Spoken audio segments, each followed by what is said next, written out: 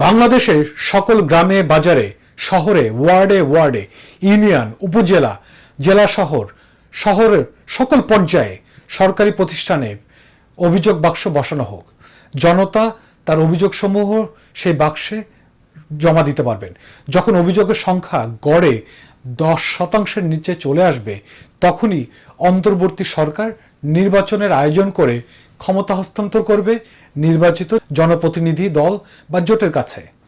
আর ততদিন পর্যন্ত জনতা এবং রাজনৈতিক দলসমূহের কাজ এই অন্তর্বর্তী সরকারকে সমালোচনা করা, তাদের ভুলগুলোকে ধরিয়ে দেওয়া এবং তাদেরকে খোলা মনে সহযোগিতা করা সমস্যা নিরসনে।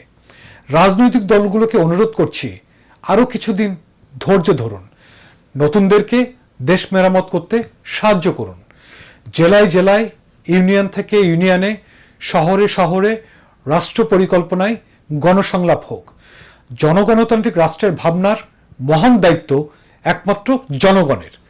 তারা কিভাবে দেশকে দেখতে চায়, আকাঙ্ক্ষা করে, স্বপ্ন দেখে, সেটা জনগণের ইচ্ছার আর সিদ্ধান্তের বিষয়।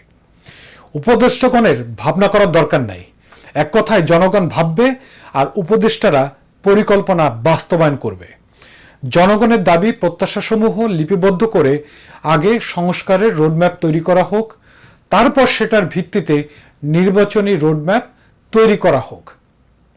যে সকল অতি উৎসাহী রাজনৈতিক দল এখনই নির্বাচনের রোডম্যাপ জানতে চেয়েছেন, দিনক্ষণ ঘোষণা করতে চাইছেন, তাদের এই দাবি প্রত্যাখ্যান করুন।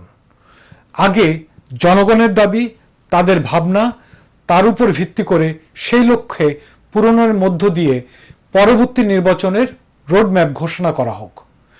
তার পর্যন্ত সকলকে ধৈর্য ধরতে হবে। স্বাধীনতার 53 বছরে আমরা সকল রাজনৈতিক দলকে দেখেছি, চিনেছি এবং বুঝেছি। আজ আমরা ক্লান্ত, আমরা স্বস্তির নিঃশ্বাস ফেলতে চাই।